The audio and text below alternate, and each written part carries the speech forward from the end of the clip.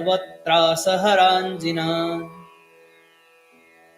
तैश्चाप्यधिगतं धर्मं संसारभयनाशनं शरणं यामि भावेन बोधिसत्त्वगणं तथा समन्तभद्रयात्मानं ददामि भयविह्वलः पुनश्च मञ्जुघोषाय ददाम्यात्मानमात्मना तं चावलोकितं नाथं कृपाव्याकुलचारिणं विरौम्यार्तरवं भीतः स मां रक्षतु पापिनम् आर्यमाकाशगर्भं च क्षितिगर्भं च भावतः सर्वान् महाकृपांश्चापि त्राणान्वेषि विरौम्यहम् यं दृष्ट्वैव च सन्त्रस्ता पलायन्ते चतुर्दिशं यमदूतादयो दृष्टास्तं नमस्यामि वज्रिणम् अतीत्ययुष्मद्वचनं साम्प्रतं भयदर्शन शरणं यामि वो भीतो भयं नाशय तद्रुतम् इत्वरव्याधिभीतोऽपि वैद्यवाक्यं न लङ्घये किमु व्याधिसतिर्ग्रस्तश्चतुर्भिश्चतुरुत्तरैः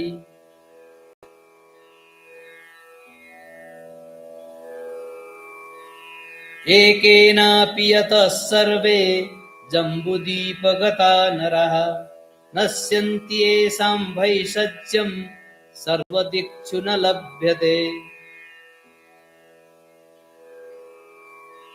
तत्र सर्वज्ञवैद्यस्य सर्वशल्यापहारिणः वाक्यमुल्लङ्घयामीति धिङ्मामत्यन्तमोहितम्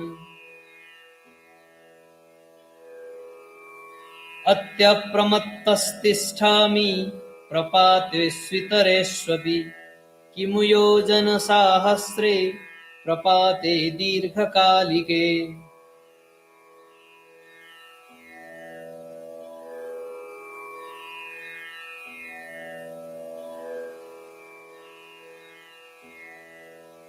अद्यैव मरणं नैति न युक्ता मे सुखासिका अवश्यमेति सा वेला न भविष्याम्यहं यदा अभयं केन मे दत्तं निस्सारिष्यामि वा कथम् अवश्यं न भविष्यामि कस्मान्मे सुस्थितं मनः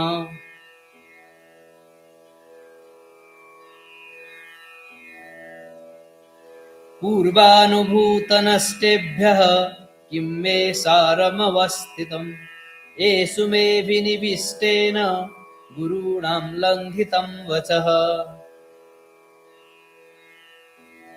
जीवलोकमिमं त्यक्त्वा बन्धुन् परिचितांस्तथा एकाकी क्वापि यास्यामि किं मे सर्वैः प्रियाः प्रियैः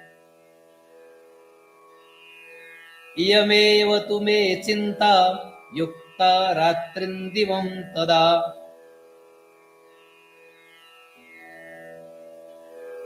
अशुभान्नियतं दुःखं निस्सरेयं ततः कथम्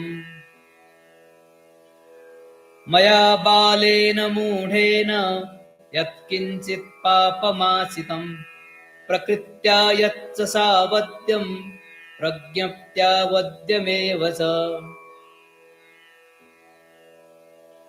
तत्सर्वं देशयाम्येष नाथानाम् अग्रतस्थितः कृताञ्जलिर्दुःखभीतः प्रणिपत्य पुनः पुनः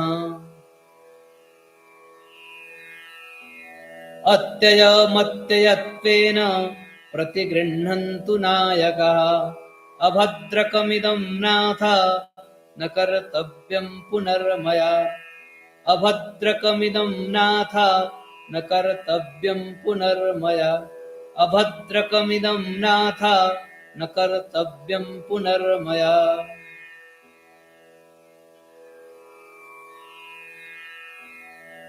इति श्री शान्तिरेव विरचिते बोधिचर्यावतारे पापदेशना नाम द्वितीयः परिच्छेदः। ॐ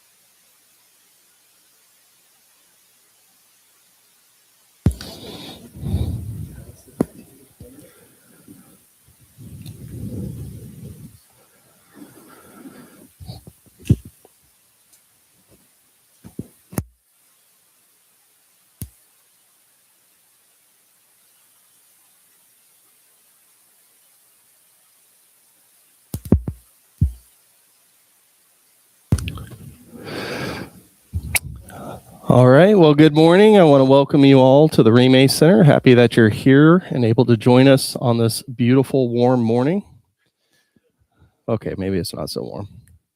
And again, if you're joining online, wish to follow the service, there should be a link in the event description to download the service handout PDF. I also think it was put in chat just now. All right. Well, let's just take a couple of moments to get settled in our space, present to where we're at. To help us do that, we'll just take a couple deep breaths, releasing the breath, letting go of any tension that we're holding in our body and in our mind.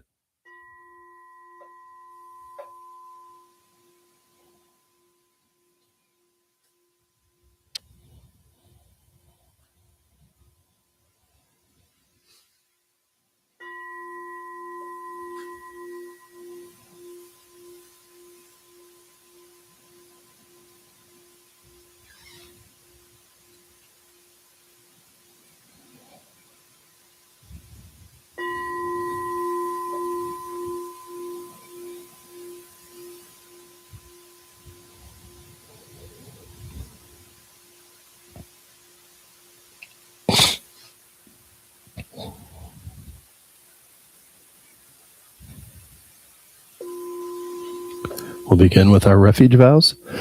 In the Buddha, Dharma, and Sangha, I go for refuge until enlightenment is reached. May my generosity and accumulations of merit bring benefit to all beings, and may all beings actualize perfect Buddhahood. In the Buddha, Dharma, and Sangha, I go for refuge until enlightenment is reached. May my generosity and accumulations of merit bring benefit to all beings, and may all beings actualize perfect Buddhahood. In the Buddha, Dharma, and Sangha, I go for refuge until enlightenment is reached. May generosity and accumulations of merit bring benefit to all beings, and may all beings actualize perfect Buddhahood. Four immeasurables. May all beings be endowed with happiness. May all beings be free from suffering. May all beings never be separated from happiness. And may all beings abide in equanimity, undisturbed by the eight worldly concerns. May all beings be endowed with happiness. May all beings be free from suffering.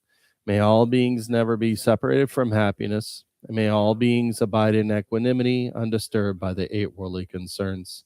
May all beings be endowed with happiness. May all beings be free from suffering. May all beings never be separated from happiness. And may all beings abide in equanimity, undisturbed by the eight worldly concerns. For as long as space endures, and for as long as living beings remain, until then may we too abide to dispel the misery of the world. Seven limb prayer. Reverently I prostrate with my body, speech, and mind, and present clouds of every type of offering, actual and mentally transformed.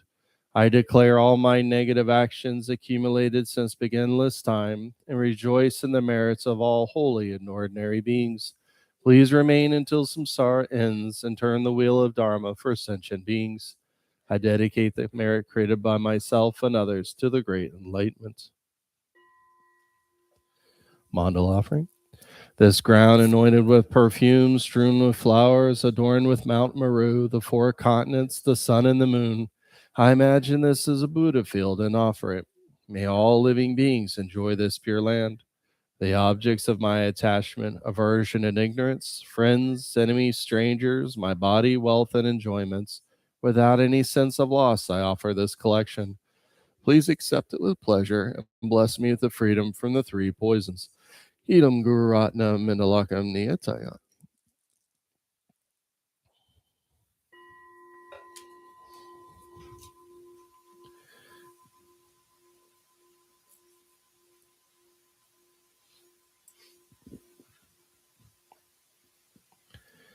And so I want to lead you all in a guided Tonglen meditation.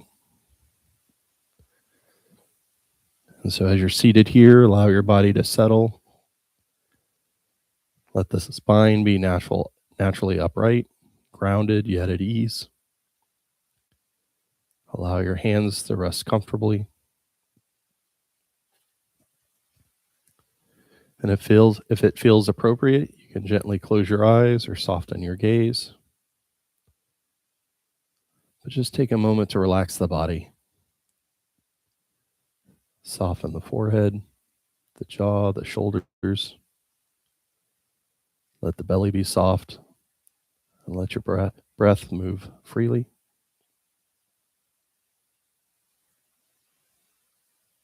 And now take a few slow, deep breaths, inhaling fully, exhaling completely.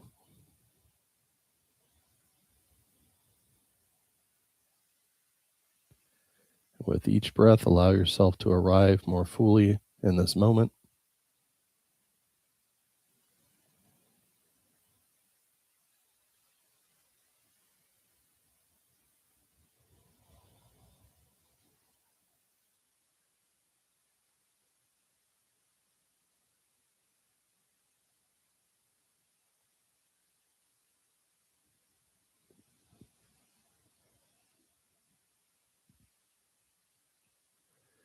And now let the breath return to its natural rhythm and bring your attention gently to the sensations of breathing, the rise and fall of the body, the feeling of air entering and leaving.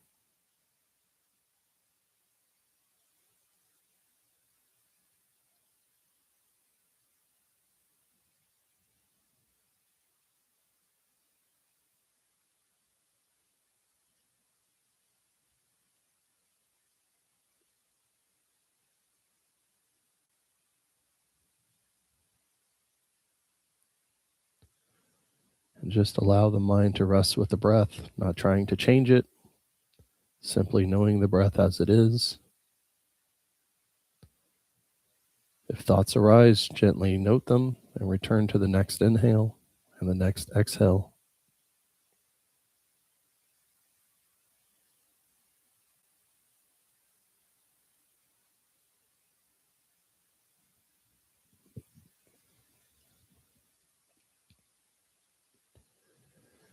And now bring to mind someone who is experiencing suffering.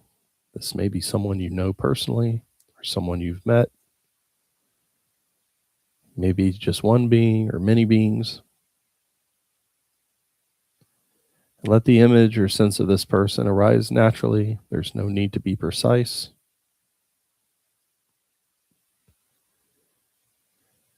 And as you hold them in awareness, allow yourself to sense their suffering.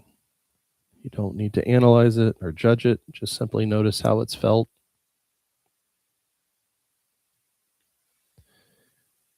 You may experience it as a physical pain, emotional heaviness, or a sense of darkness, tightness, or despair. Whatever arises is enough.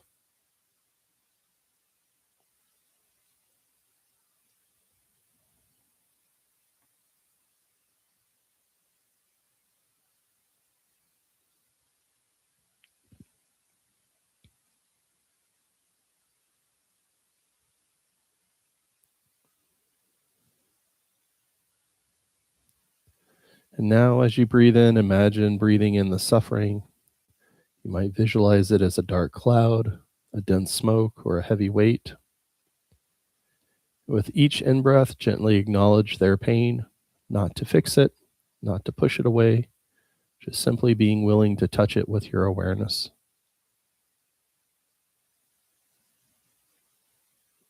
And as the suffering enters the heart, imagine that it's being transformed like light passing through a prism. Within the vast open space of the heart, suffering meets wisdom and becomes compassion.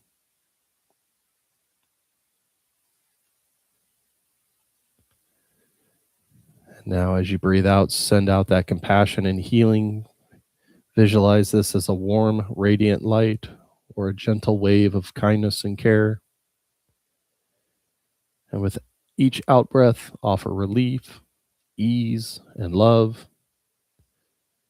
Let the suffering be released, transformed into compassion as it flows outward.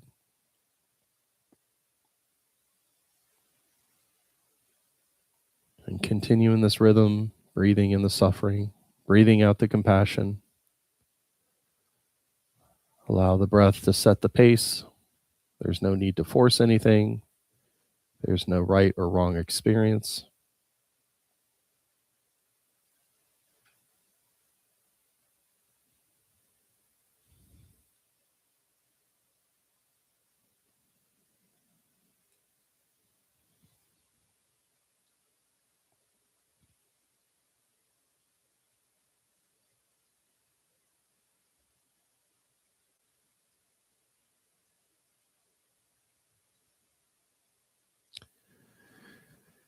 And if at any time this practice feels too intense, you may soften the visualization or return your attention to the simple sensations of breathing.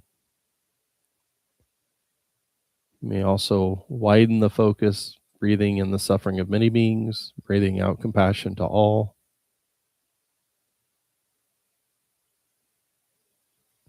And if you find your mind wanders, just gently notice that and kindly return to the breath, to breathing in suffering, breathing out compassion.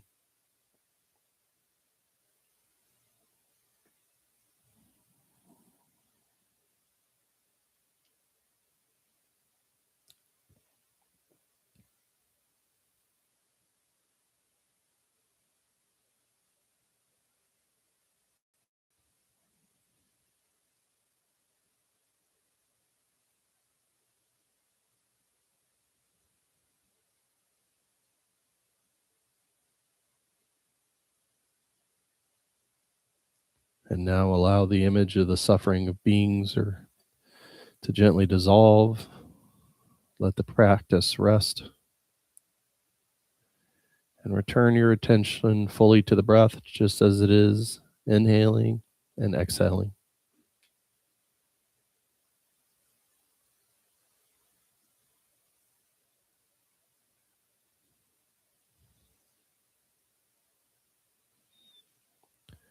Notice the body seated here, supported, held, grounded.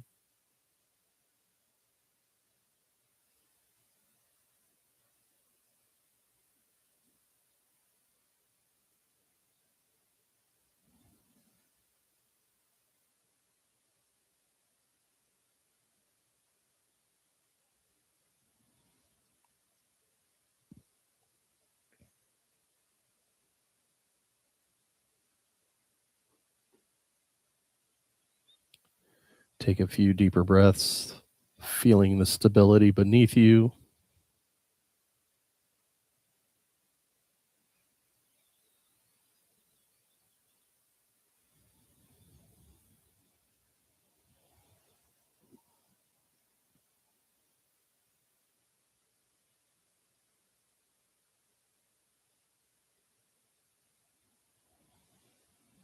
And when you're ready, gently open your eyes, carrying this intention of compassion into the rest of the service and into your life beyond this moment.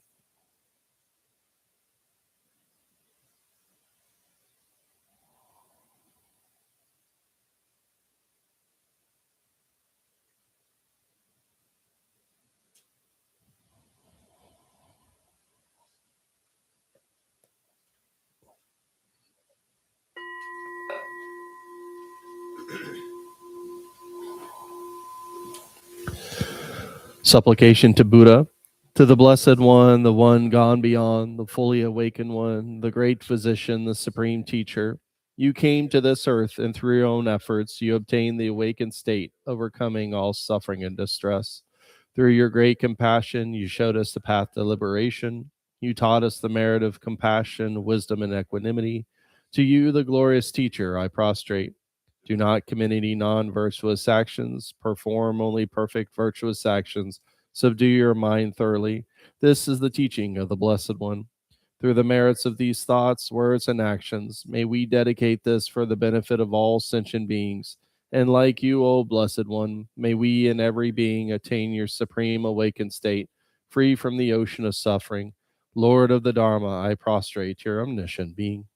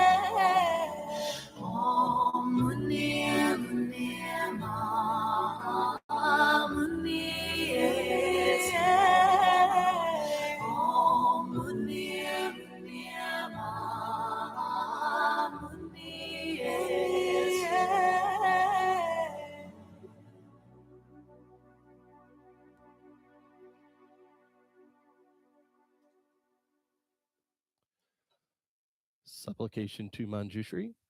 Om, homage to Manjushri, deity whose diamond speech cuts off all suffering, whose clear mind is the embodiment of insight wisdom. Manjushri, protector, free from evil and karmic stains. Your form is vast as the sky. Your mind dwells in the one taste of suchness.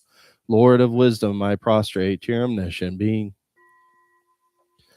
Supplication to Maitreya. Om, Lord Maitreya, benevolent one, son of the primordial, emperor of the northern paradise. Around you the stars and spheres course and turn. Within your span of breath, countless worlds rise and fall. Deity of innumerable names, called or uncalled, you are always present. May the pure heaven of Tashido always arise before us.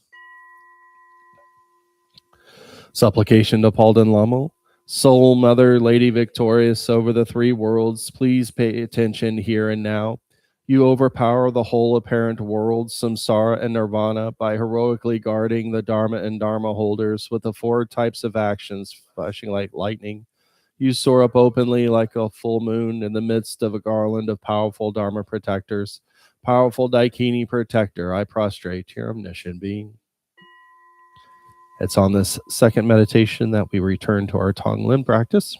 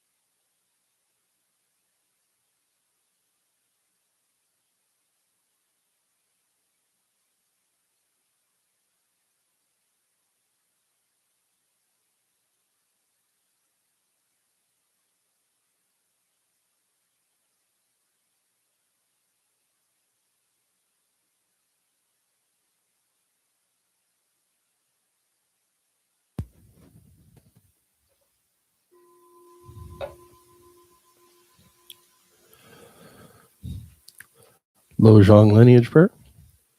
For the sake of all beings to attain enlightenment, I turn to the source of the ultimate mind training, to the perfect Buddha Shakyamuni, who taught the profound path of the two truths. I pray, let the sun of your wisdom dawn in my heart. To the lords of Dharma, Nagarjuna, and Asanga, and to the great-hearted Shantideva, who mapped the vast path of the Bodhisattva, I pray, ignite the flames of bodhicitta in me. To the lineage holders of the Lojong instructions, who realized the view, perfected compassion, and championed the practice of exchanging self and others, I pray, shatter the fortress of self-cherishing within me.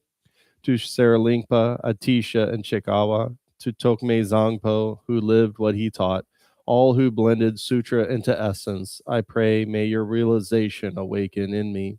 To my kind root Lama, the embodiment of all refuges, from whom the living stream of this lineage flows, I pray, let your mind and mine become indivisible.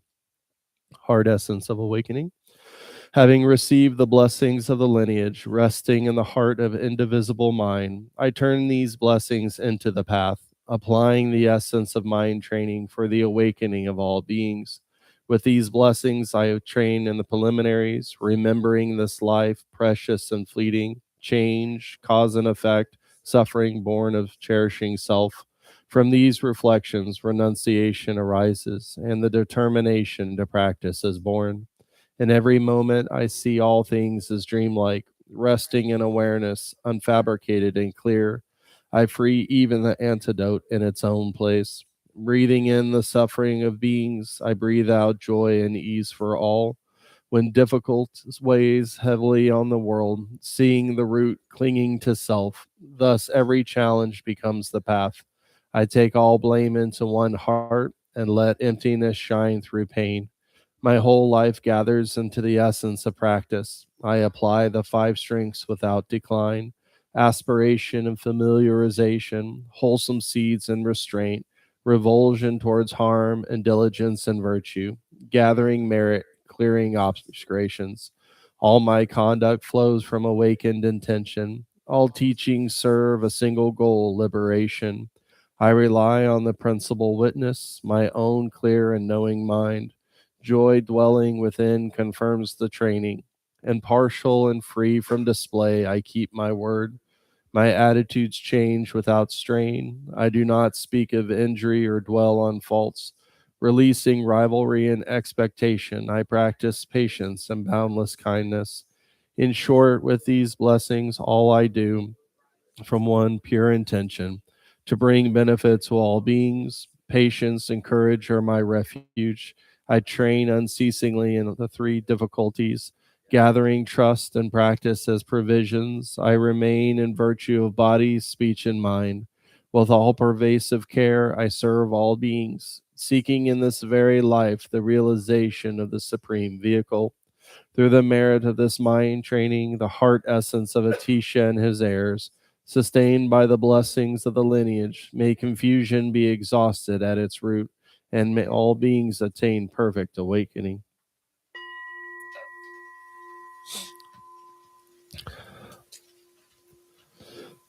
Vajrasattva mantra. Om benza sato samaya mano palaya benza sato tino patrida trido mebawa suto kayo mebawa supo kayo mebawa eno rakto mebawa sarva siddhi me prayatsa sarva karma susame sitam shriyam guruhum ha ha ha ha ho bhagavan Sarvata Tagata Benzama Me Munza Benziba Wa Mahasamaya Tato Hum Pet Om Benza Sato Samaya Manopalaya Benza Sato Tinopa Trida Trido Mebawa Suto Kayo Mebawa Subo Kayo Mebawa Enorakto Mebawa Sawasidi Me Prayasa Sarvakama Susame Sitam Shriyam Kuruhum Ha Ha Ha Ha Ho Bhagawan Sarvata Tagata Benzama Me Munza Benzibawa Mahasamaya Tato Ha Hum Pet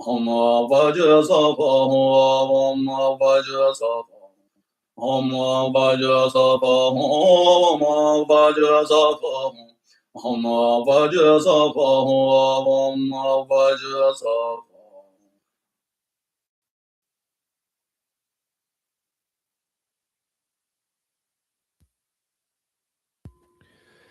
It's on this third meditation that we do our third and final Tonglen practice. This time, let's focus our Tonglen practice on ourselves, on our own suffering.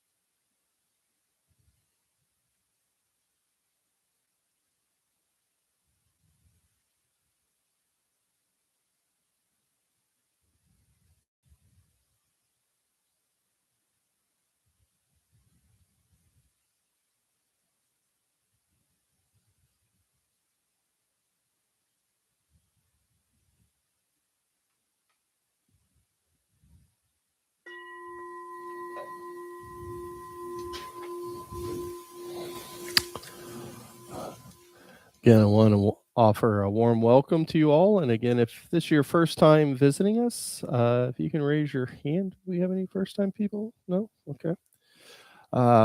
Whether you're exploring the Dharma or looking for a spiritual home, we hope that you consider the Rime Center as part of your journey.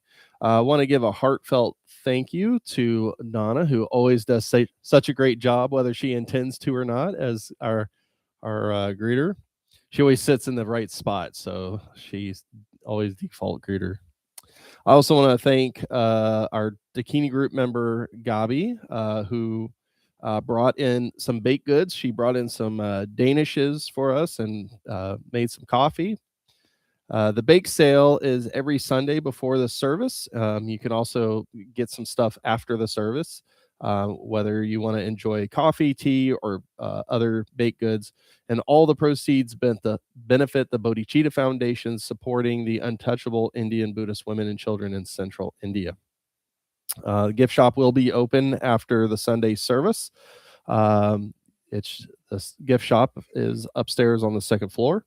The Rime Center is also looking for artists who would like to submit an image that can be used for this year's Losar cards. The theme for the coming Tibetan New Year is Fire Horse. If you're interested in submitting an image, please email me with either a JPEG or a PNG file. We do need the submissions by Monday. Yep, tomorrow. So please email lama.matt@rimecenter.org. We've had several submissions, which I want to say to those artists, thank you so much. It's wonderful to get multiple submissions, because then we have 3 or 4 cards that go out, so everybody's not getting the same image card. So it's always fun. Once the cards go out, people come in and start talking about the one they received. So thank you all again. I want to mention we have this beautiful green Tara Tonka that's going to be raffled at the end of next week's service on January 25th. Raffle tickets are only $20. It's a real steal. You can get as many raffle tickets as you want, but you do need to be present to win. Right now we have 2, so it's a 50-50 odds for whoever's going to win the Tonka. But definitely stop at the gift shop. They have the tickets upstairs. We ask that you just write your name on the ticket that you put down here and just hold on to the other ticket. The other announcement I have is our next Sutra Study Sunday, which will be February 1st, right after the service. We'll dive into Chapter 2 of the inspiring Vimalakirti Sutra. In this chapter of the sutra, Vimalakirti is introduced as a fully realized bodhisattva appearing as a layperson. He uses illness as skillful means to draw beings into the Dharma, demonstrating that awakening is not confined to monastic life or conventional roles. I do have a couple of written announcements. We're looking for volunteers for the Martin Luther King Day of Service. We are meeting up at 7000 Troost Avenue at the YMCA there. I believe we're making sandwiches and writing letters, I believe, if anybody knows the details. Also, we're looking for Bodhi bag materials. So Bodhi bags, if you're not aware of it, are just gallon Ziploc bags that have food items in there, like canned, like vegetables, protein, water, fruit cups. And then the bags are in those gray totes right there. So you can grab a bag or two, put it in your car. If you see someone in need on the street, you can give them the bag. I did see we received some donations, so thank you, Scott, for bringing those in. But we do need items and materials. So we definitely need the vegetables, and everything needs to be in a self-opening container. Protein, water, and then fruit cups. And then are we getting together this Wednesday to put together? It's on the note. Or we wait in a couple.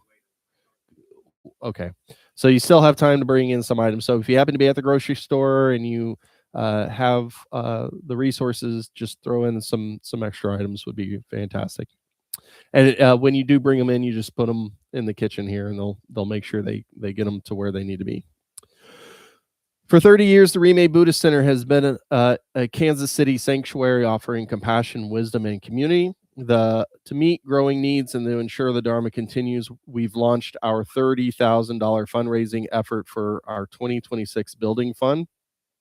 Every offering supports the next chapter in our shared home. If the Rime Buddhist Center has touched your life or inspired your practice, we invite you to join us in building the next chapter of our shared home. I believe there's a link in the chat for those online. And for those of you who are here, you can also make a donation by scanning the QR code in your Sunday service. With that said, we're going to take just a second. We have a wonderful speaker today. Tasha is going to give the Dharma talk. So we need to rearrange here real quick.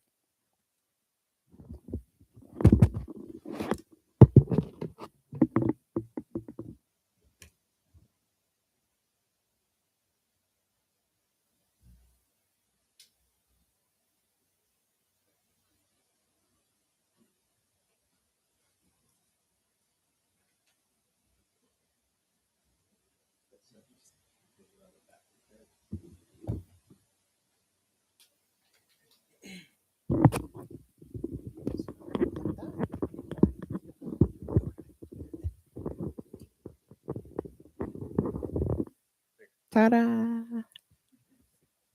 Morning, everybody. All right. Talking about impermanence today. If you guys know me, and I'm looking at a couple people who know me from way back when, I'm a very emotional person. Like, I cry every single day.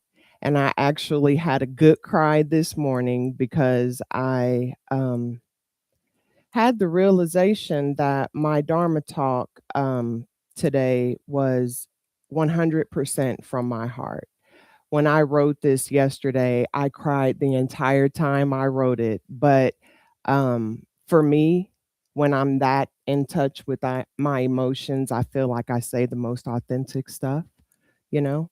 So I also want to encourage you, unless you would like to keep your eyes open, I'd like to encourage you to close your eyes for this Dharma talk. And I'll tell you why. There's a statistic that 40% of our like mental processing and the way we can listen and be aware of our surroundings comes through our vision. So when our eyes are closed, we can hear with different senses, such as our heart and things like that. So because this is a pretty tender piece, I'd like to ask you to close your eyes.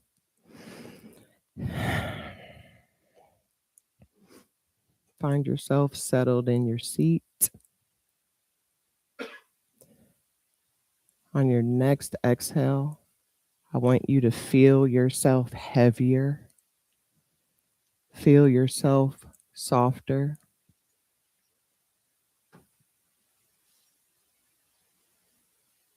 On your next exhale, I want you to feel as your shoulders drop down and away from your ears and your neck grows just a little bit.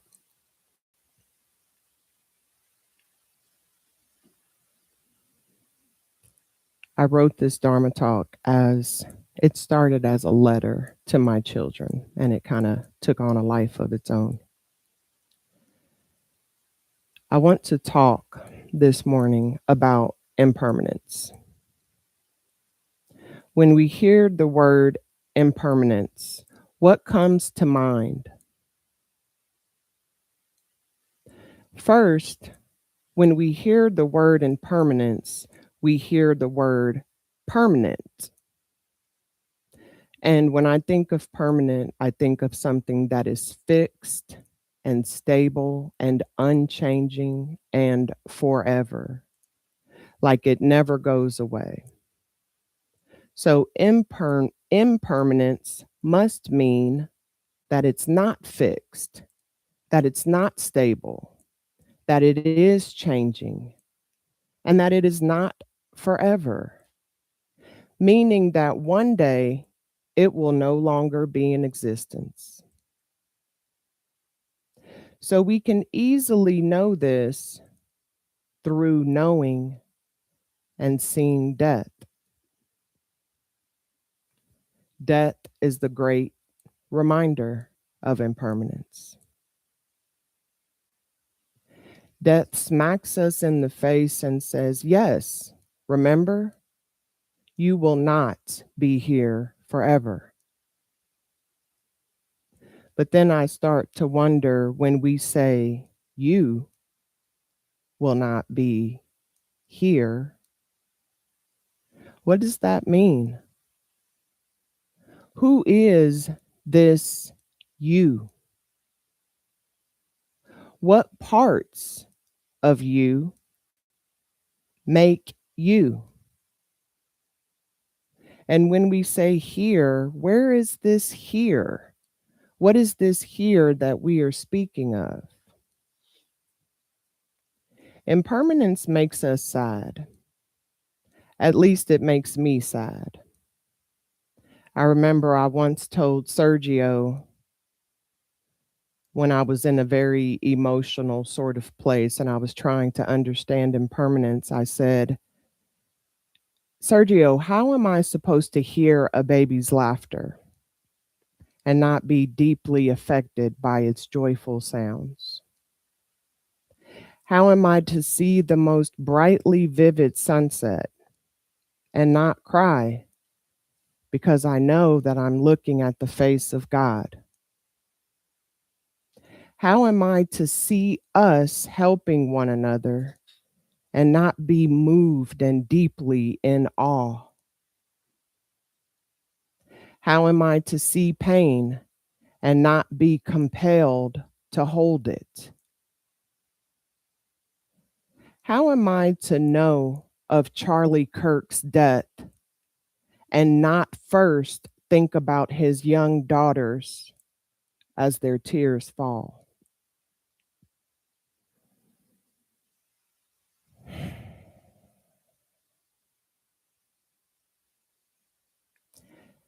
How am I to listen to the news and not turn it off instead?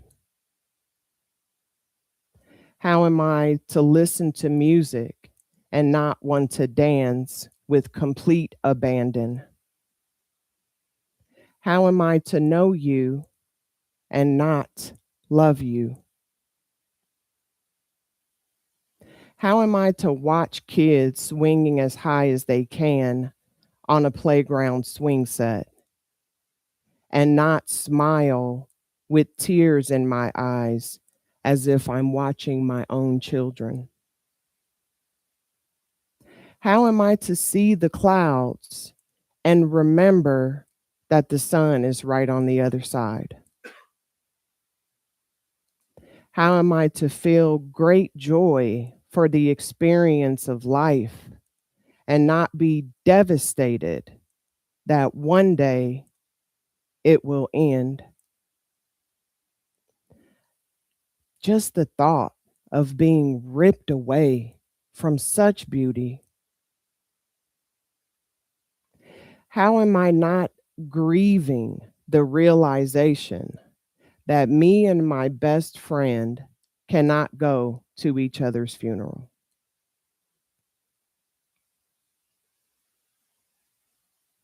How am I supposed to be hurt by someone and trust them the next day?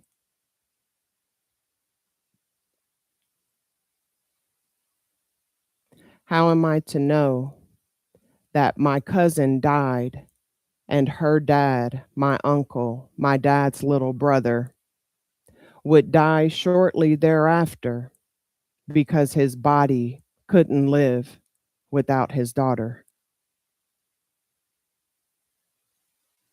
How am I to hear the Dharma and not hear my heart shouting hallelujah? How am I to be Buddhist and constantly talking to God? How am I to watch a dog running in circles chasing his tail and not desire his freedom? How am I to watch the thunderstorm outside my window and not feel it as the power of the universe? How can I talk when my words can't figure out how to rise through my throat because I choke them down with the fear of judgment of how they might sound when they exit my mouth? How can my fingers type these words right now while shaking with emotions at the same time? How am I to breathe when I never learned how? How am I supposed to trust the government when I remember stories of the Jim Crow era? How am I not to be inspired when I remember Martin Luther King Jr.'s "I Have a Dream" speech? How am I to trust myself when all I've ever heard is my own voice telling me that I really don't know shit? Impermanence. Impermanence is how. Impermanence is the invisible hand that says to me, "Come on, girl, I got you. Just keep taking that next breath. Keep letting the exhale remind you that your death is coming soon. Keep remembering that one day you will run out of breath and you will not be able to inhale into this very body. Keep remembering that even this joyous inhale will not always be joyous and it will not always be yours. But when my 11-year-old says that he is scared of death and holds me around my neck like this will be our last hug, how am I supposed to end that very embrace? What do I say when he asks what happens after death? Do I tell him that all things are temporary and illusory in nature? Hell, I don't even know what that means. I mean, not in a way that I can explain to an 11-year-old. So instead, I sidestep and say things like, "Dude, I ain't going nowhere today. So let's just be right here, right now." And he accepts that answer, but I don't. And then I ruminate and I obsess over how I should have explained it. And then I just ruminate forever. Or actually, I guess I just ruminate temporarily. I eventually forget that I was even trying to find a better way to explain it to him. So then death and its unexplainability, or maybe just its difficulty in translating it into child language, just leaves it hanging in the air of no answers. And then that makes me feel angry at death because as a writer and a poet, I should be able to string together the right words to settle his heart, not with the surety that death won't arrive, but with some degree of comfort so that he can go to sleep without worrying whether or not I will open my locked bedroom door in the morning. So when he knocks, I jump up out of the bed to reassure him that I woke up, just like yesterday and the days before. How do I prepare him for the day when he knocks and I don't answer.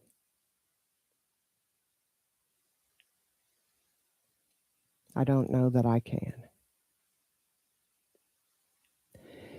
Impermanence is a hard one. I struggle with impermanence so easily, which is why I chose to give this Dharma talk today. Because I tend to be a person that only knows how to wrestle with the difficult by diving in with the determination of figuring it out. Sometimes it works, sometimes it don't, just like impermanence.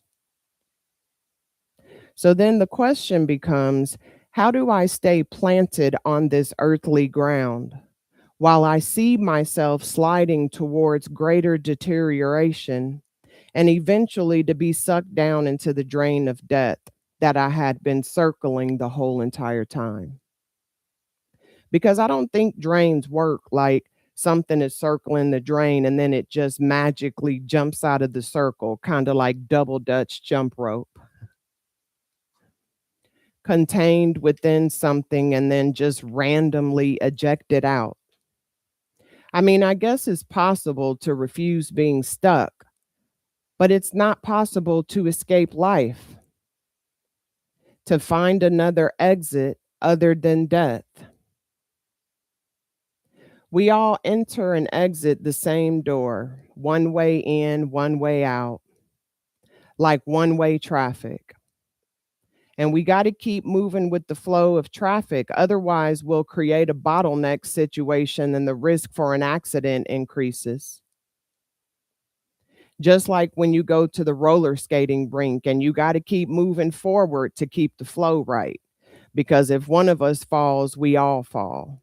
And I think this is a good way for us to think about impermanence and how it applies to all things. Thich Nhat Hanh encourages us to practice what he calls saying hi and then bye.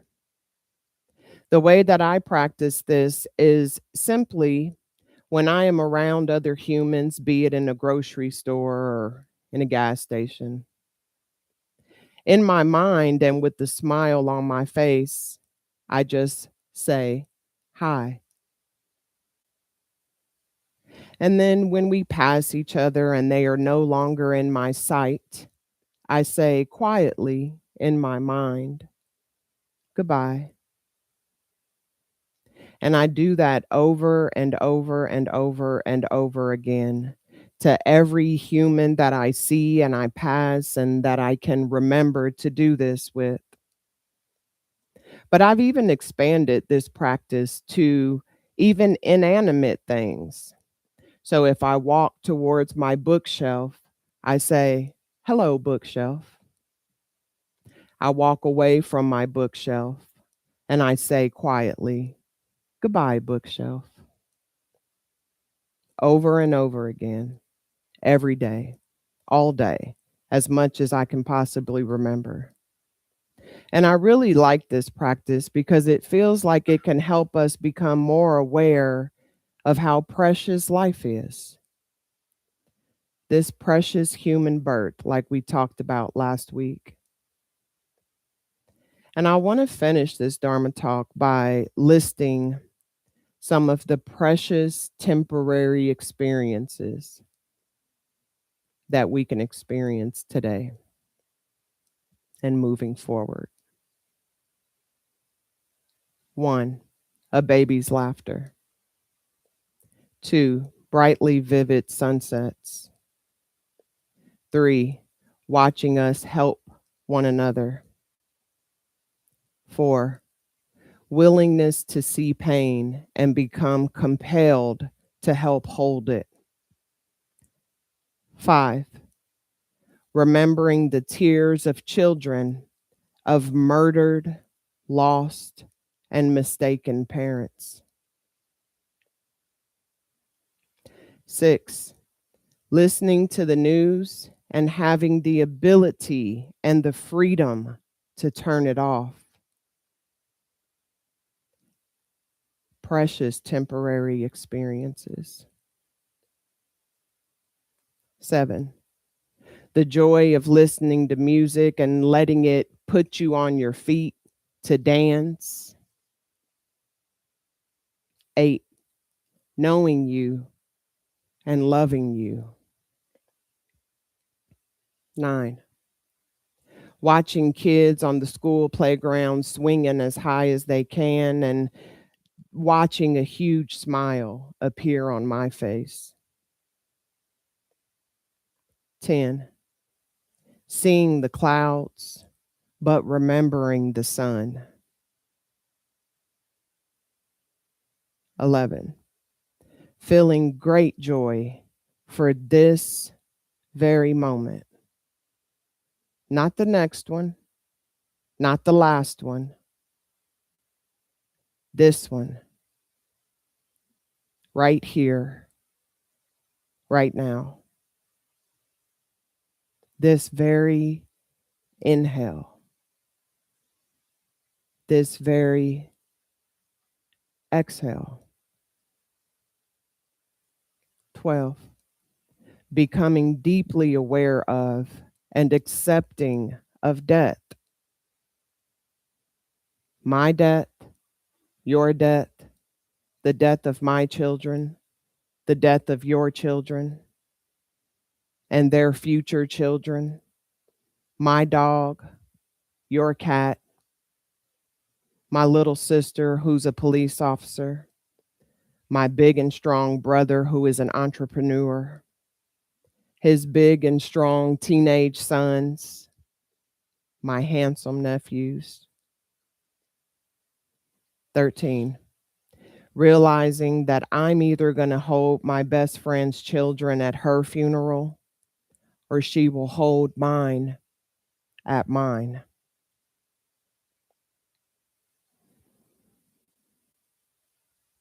Precious temporary experiences. 14, the strength that we have after being hurt by someone and having the ability to try to trust them the next day. 15, the beauty in the death of my cousin that forced her dad to want to join her. 16, the awareness that my dad walked his little brother home with daily phone calls to the hospice home, even after my uncle could only moan. My dad stayed with him until he was gone. And 17, the power and the amazing bravery that my dad showed me, because he knew himself well enough to know that sitting in the back of the church is where his tears would be protected. 18, the sacred honor in being able to hear the Dharma and shout, hallelujah. 19, the flexibility to be a Buddhist and still talk to God every day.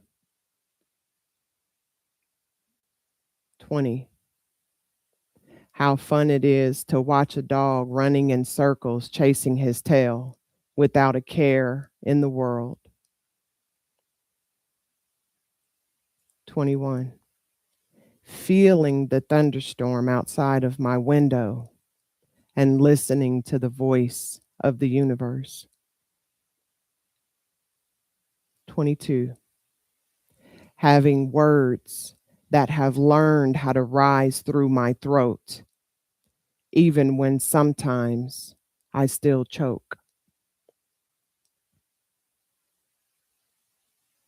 23, being terrified of being judged and choosing authenticity anyway. 24, noticing right now that those earlier shaky fingers and dripping wet face have now steadied and dried with the beauty of how this Dharma talk is taking shape. 25. Remembering that I once took a first breath without needing to be taught, and learning right now how to take my last. 26.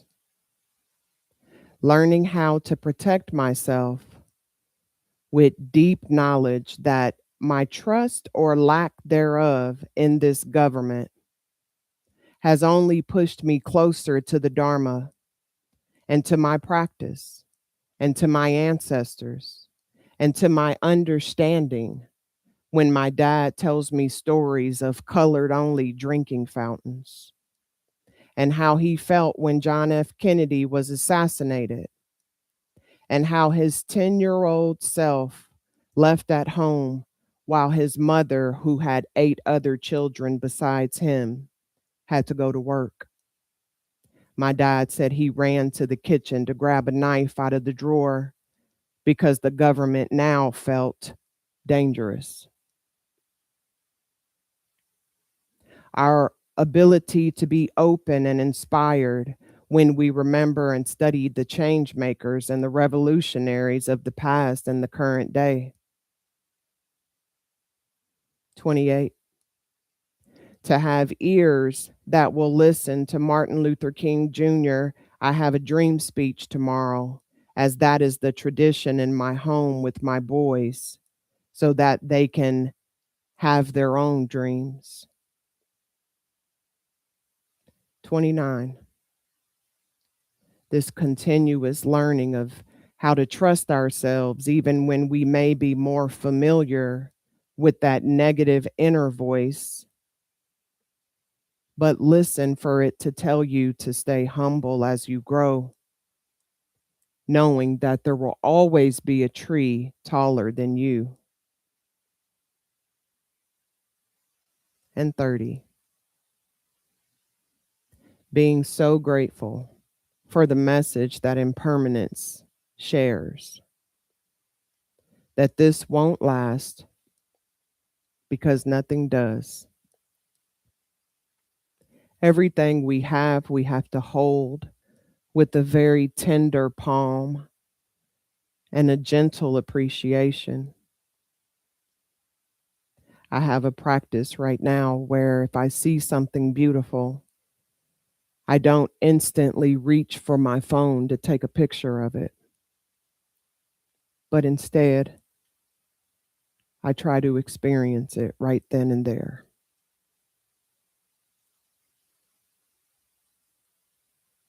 I want us to learn how to experience beauty in this moment, the only one that is here and promised. Because there is really only one moment, and it is the one that you are living right now. Thank you.